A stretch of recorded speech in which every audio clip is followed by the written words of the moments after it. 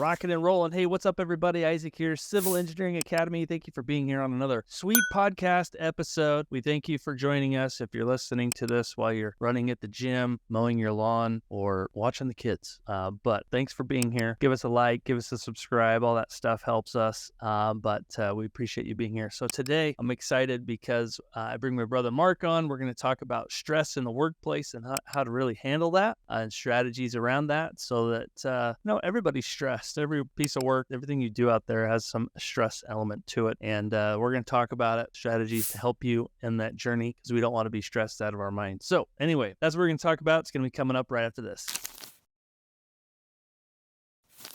All right, Mark, what is going on? Isaac. Again. Yeah, thanks for bringing me on again. We always have fun at these things. Oh yeah, always enjoyable. You're my go-to source, man. Well, I don't know how wise that is, though. That you're trying to seek advice for me, but it's wise because you're ahead of me on the whole career. Yeah, I'm old. I'm old for sure. Well, we've both had situations of being stressed at the workplace, and I guess to start this as a whole, is civil engineering a stressful career path? Maybe we could start there, and then we'll talk about kind of things to look for, in yourself or symptoms or things of that. Yeah, I would say for sure it's a stressful profession. I wouldn't put it on the same level as, say, I don't know, maybe a surgeon or a physician that's dealing with direct life and death situations, right? Maybe an EMT kind of a guy or a person that's dealing with life and death situations. I would say that those careers probably have a lot more stress than a civil engineer. But with that said, a civil engineer still has to be producing accurate outcomes, right? Your work has to be accurate. It has to be professional because, in an indirect way, there's lives that are being affected by your work, right? Your design work. And it needs to be, you need to be competent. You need to be timely, right? You're working towards deadlines and trying to meet those deadlines. And so, yeah, so trying to be accurate and competent all within a reasonable time frame, right? To make schedules can really throw some stress into your design work, into what you're doing. So yeah, it's definitely a stressful career. Just to add to that, I think there's some things that we do to ourselves that could add more stress to our lives. I'm just thinking here, but frequent job changes can introduce stress into your life as well. Just having to deal with changing people, changing processes, even changing complete career directions. Let's say you were doing engineering, maybe you got into management, or maybe you switched from transportation engineering and wanted to do water resources or something. That's a total lane change in this industry. So those things can also introduce some stress into your life. But I don't know. Is there any others I'm missing that we kind of do to ourselves? Well, yeah. You can speak to the job change thing, right? I have that. You've done that. I've had a little bit of that. I've been at my workplaces for a little bit longer, but I do remember, when I did change companies that I worked for, there is definitely a component of that was stressful. Just trying to get to understand all of the new team members at your company that you'll be working with, and all the little social dynamics that are going on there. Plus, every company has a different way of doing things, right? Different protocols and standards that ways of doing things, from job costing and accounting to whatever. And it takes time to learn all of that stuff. So that comes with a little bit of stress for sure. and it could even dive into the entrepreneurial side. That's starting your own engineering firm. Um, that's also a whole nother ball of wax there. But getting client work and money in the door. All So, right, getting work in the door. That's a stressful thing. So so yeah, so I think we can definitively say that civil engineering it can be a stressful profession for sure. yeah, and that's not to say it's other professions also have stress in what they do too. But as part of that, you introduce more pay and better benefits, things of that nature that come along with that. So, Yeah, um, it's just part of the comes game. with yeah, it comes with its compensation for some of that, and as we're gonna suggest here coming up, there's ways to deal with it, right? Yep. There are So, ways to deal with it. yeah, let's talk about. I'd like to talk about first maybe recognizing symptoms or things that you know we go to work every day. Sometimes we don't recognize.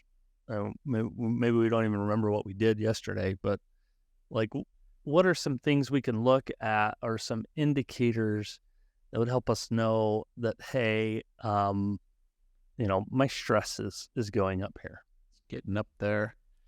Well, there's always the physical symptoms. So for me, sometimes the tension headaches come on, right? You get a little stress in the shoulders. Um, for some reason, I get little knots in my arm muscles for some reason, which is weird, but maybe other people get that too. And but fatigue, changes in appetite, difficulty sleeping is a big one. Um, you can also be, a little more susceptible to illnesses. You get little bugs that get passed around the office, and maybe you're a little more susceptible to those I kind of just things. chalked that up to 4 kids over here. Yeah, yeah. If you got little ones at home, then that's a whole nother issue. But yeah, your resistance to disease can be affected. So, I don't know. Besides the physical stuff, I mean, that's some pretty common stuff. You can have emotional changes too, right? When it happens to me, I'm like, I don't know. I'm kind of emotionally unavailable to my loved ones. My wife and my kids. I can't. I don't know. I'm not very empathetic either when I'm stressed. Like when a problem gets presented, right? The kids have a problem about something, or the wife comes to you with an issue. You're just like, oh my goodness, I can't. I don't want to deal with this. There's no empathy there. So that's an indication that you might be a little stressed out. Yeah, Right. could probably Uh, talk about that a lot. yeah, you can relate to that, right? That's probably the biggest one I think in my life, because I notice when I am stressed, I get more snappy. I have less patience. Oh yeah. It's just like, what is going on? And it's like, I just gotta get stuff done and Yeah. stuff. You've got your task list that's kind of going in the back of your mind, and then Yes. then all these other problems present themselves. You're like, ugh. Oh, the kids put a hole in the wall. And, oh my gosh, I can't get to that. Right. Right. And then your thought patterns are another indication that you're probably overstressed. So the worrying that you mentioned, Isaac, if you're having difficulty concentrating, sometimes I'll have a design task that I need to do, and when my stress levels are high during a particular day, sometimes it's hard for me to concentrate on the task at hand. Oh Um, man. and I have to get up and take a walk and shake it off, before I can dig into whatever design problem that I'm trying to get through. So, Yeah, and that's especially if you're doing, engineering. If you're doing any calculations or having to really break open books and actually read something, it's hard to pay attention. I mean, it goes back to like studying for your FE or PE exam. How hard was that to study for when you had work and everything else going on?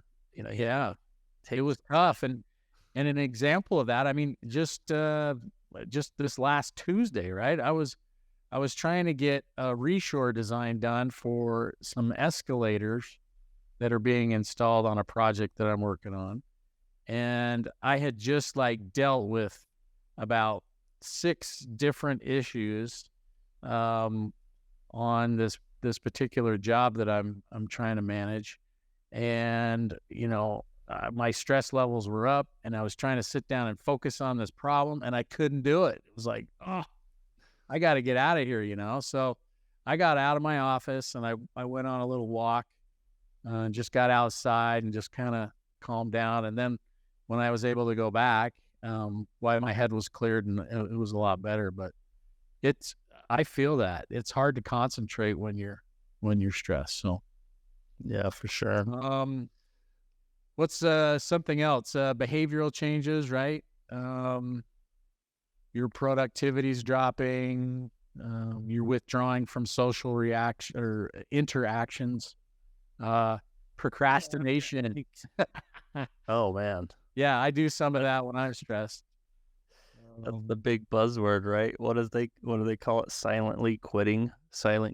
Yeah, You're just, and I think part of that is some people are burned out, right? Like there is no end to the work, and sometimes people just want to put it on cruise control, procrastinate a little more. So, yeah. um, But if your productivity is decreasing, you're withdrawing, increased procrastination. I've done that a lot. You got something, you're kind of stressed, but you just I'll get that tomorrow. You push it off, and then if you're losing interest in the activities that you normally like would be interested in or that you've enjoyed doing in the past, but it becomes more of a hassle, then that's a good indication that your stress levels are high.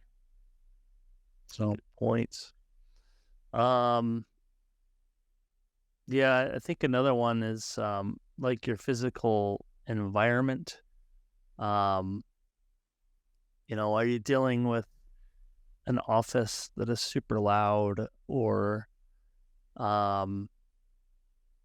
is your environment set up to help you with your stress levels? But if you're always dealing with tight deadlines, or it's super noisy all the time, or even if you lack support, if you feel like you're lacking support, you can't go to anybody, yeah, which is a little harder when everybody's either hybrid or remote, and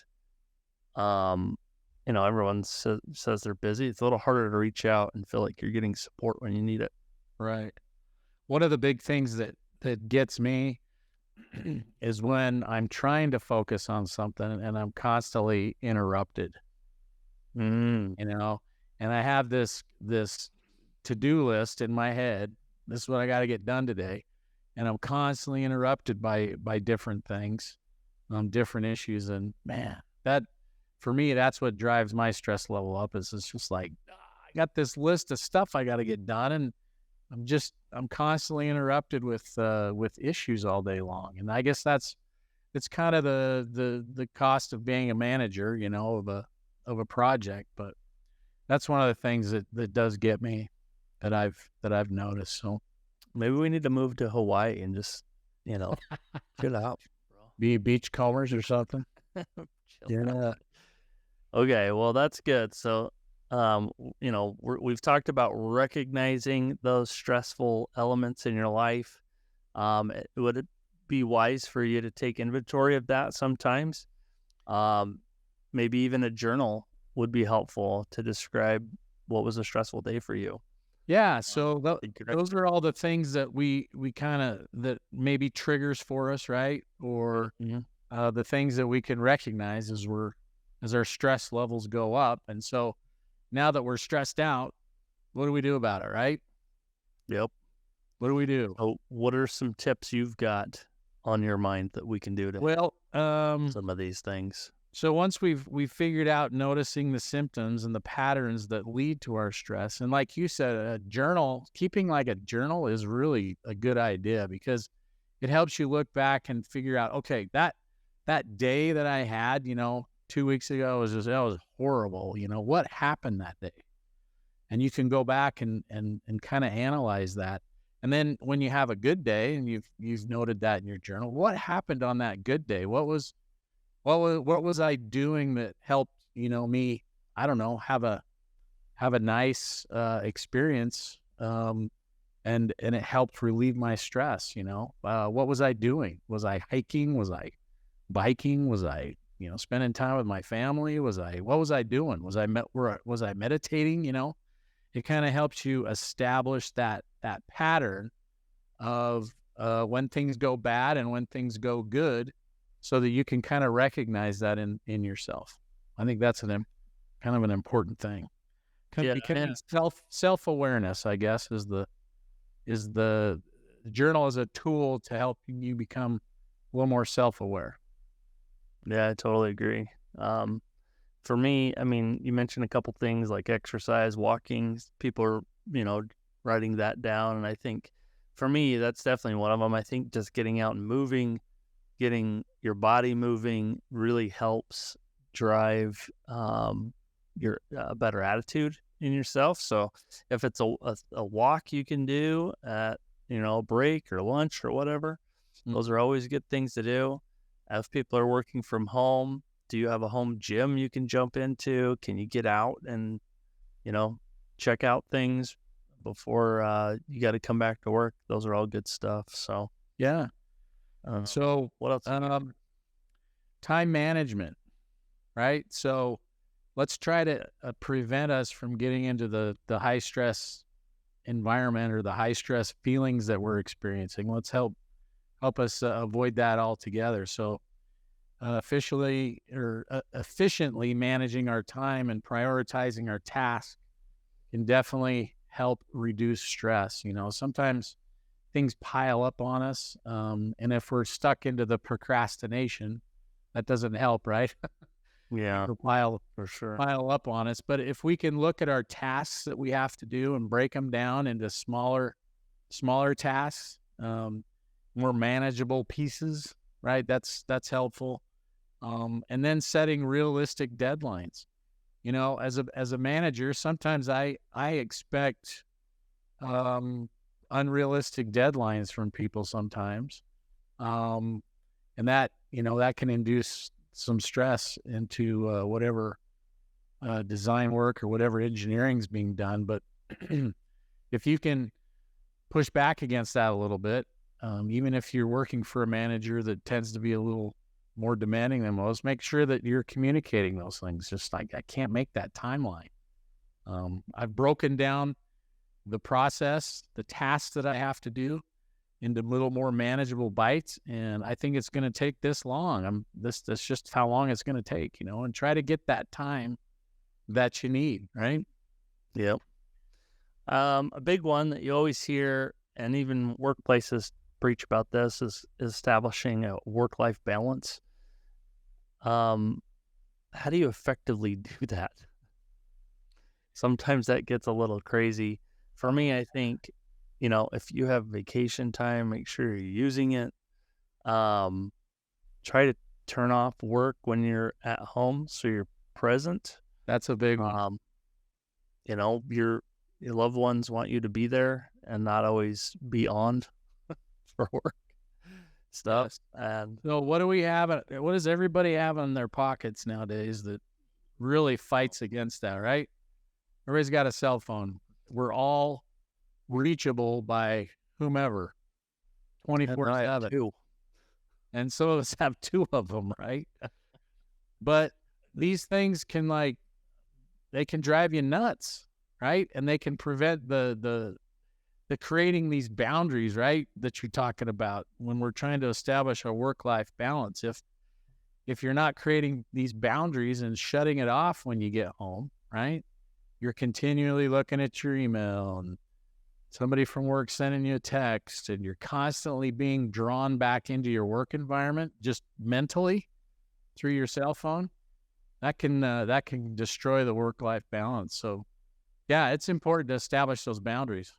Yeah, I hate getting like an email from managers at like 10 p.m. Right. and it sets some precedent that like, should I be working at 10 p.m.? Why are they sending me stuff at 10 p.m.? Exactly. Just like, why? I've had stuff at 2 a.m., 3 a.m., you know? And I think that exact same thing. Like, what is going on? Why? Yeah. I don't, somebody's a night owl. They got insomnia or something, but geez, Louise, that's like, Sleep.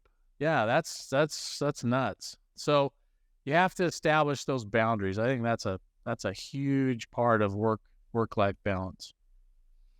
I think another one we have on our list is really good for younger engineers entering the workforce, but that's to develop some sort of mentorship or support. And I know sometimes it's really hard to do that when you're working with a more senior engineer because they're already busy, and sometimes it's hard to like.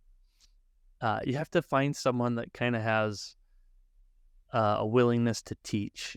Yeah. Sometimes people aren't willing to teach and they don't want to deal with it anymore because Right. sometimes they've been doing it for a long time and, Right. oh, here's some more fresh meat. I don't want to do this again. Yeah. But I think if you establish yourself, I think if you want to take steps forward in your career, you need to be more open with them and that, hey, I really need a mentor I can bounce stuff off of. Could I have just, 10, 15 minutes of Yes. day just to like bounce stuff off you or what? Yes. And one of the things when I was kind of starting out in my career, I had some individuals that were willing to help me, and I'm so grateful for those guys that did that for me. But one of the big things that helped that dynamic be, the most productive, I guess, that it could have been, is when I would come to that individual that was mentoring me with all of my thought process, right? This is what I think I should do. This is how I think I should get to the solution. What are your thoughts? And then I wasn't like expecting that mentor to, hold my hand the problem. Yeah, solve the problem completely or hold my hand through the entire process. I was just trying to make sure I was going in the right direction, right? So I think the one that's learning has a responsibility to at least go down the road and try as much as they can before they go to that mentor and ask questions. Because you're right, they're busy, right? And so I think you can foster a little bit better dynamic there, a little more productive dynamic when you have done your homework, essentially, before you approach them. So, Good points. Well, there's a million of these, but, let's talk about a few others. I think one of the big ones, is effective communication. When you know something is going sideways on you, are you quick to communicate those issues to those that need to know about them? Are you quick to talk to management about issues that you're facing? Or are you withdrawing information? I just think open communication, even to define maybe its scope of work or whatever, but communication can be a big deal in helping to reduce stress in your life.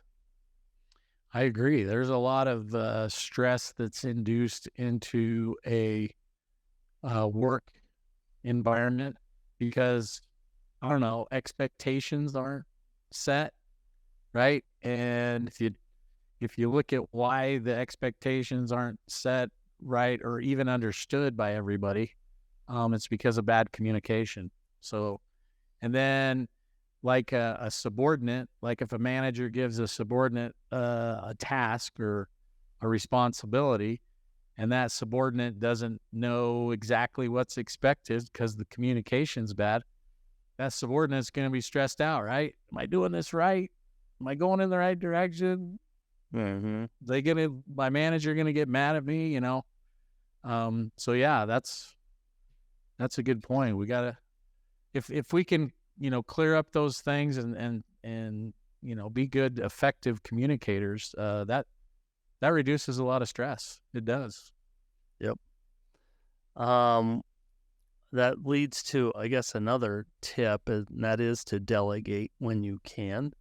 So if you are a manager or supervisor, how important is it to delegate versus a manager that is more hands-on?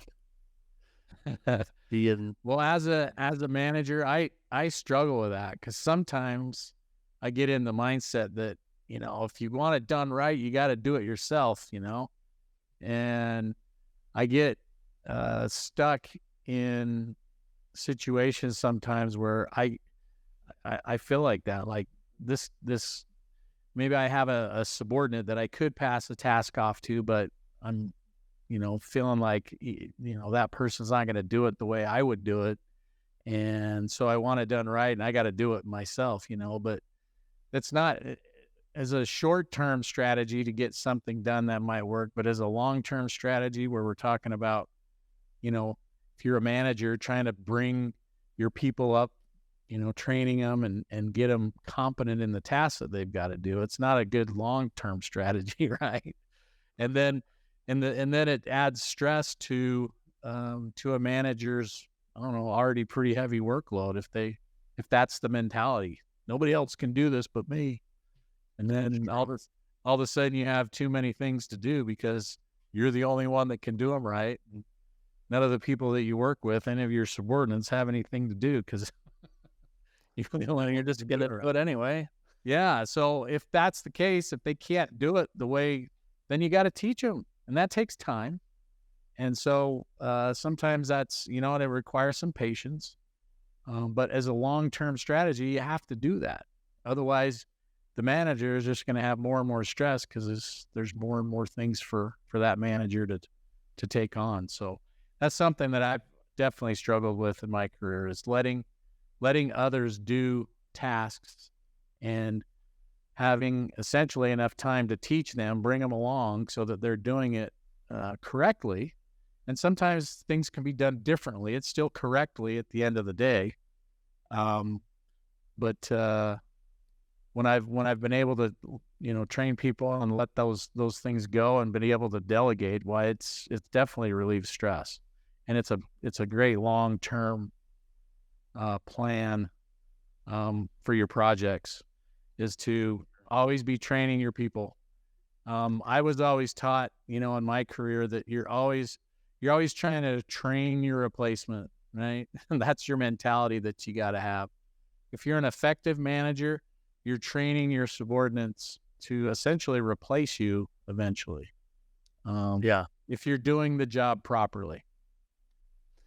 Well, that's definitely another tip, and that kind of leads to, developing problem-solving skills, but getting the training, whether it's a workshop, webinar, whatever it is, continuing education, but your mentor, but continually learning to find somebody that can problem solve, find your replacement, and doing that will help you, in stressful situations, know how to better problem solve when things come up because you kind of know what you should be doing. So pretty straightforward there.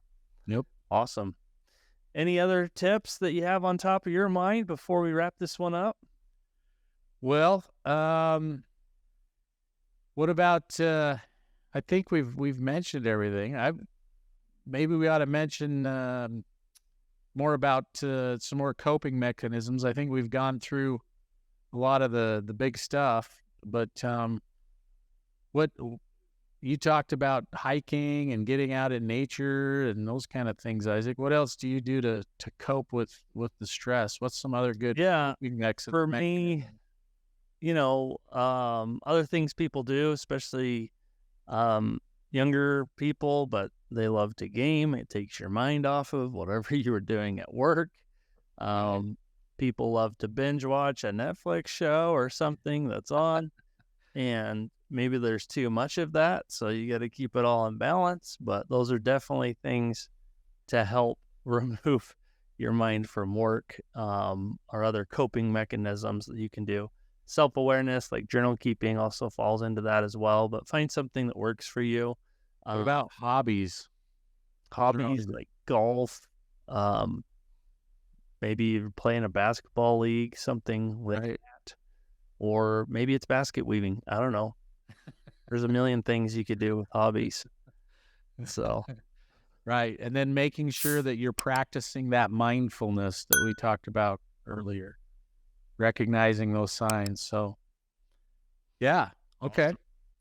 Well, I think we kind of hit it. So we've talked about all the symptoms. We've talked about some strategies. All combine those things, and you will have a much better place and a mindset at your own workplace. We all get stressed. Find ways to reduce that stress in ways that work for you, and hopefully these tips can help you on that journey. So, Mark, thanks for jumping on and doing another one with me. You bet. Anytime, man. Okay, we'll talk to Okay. you later. See ya. Bye.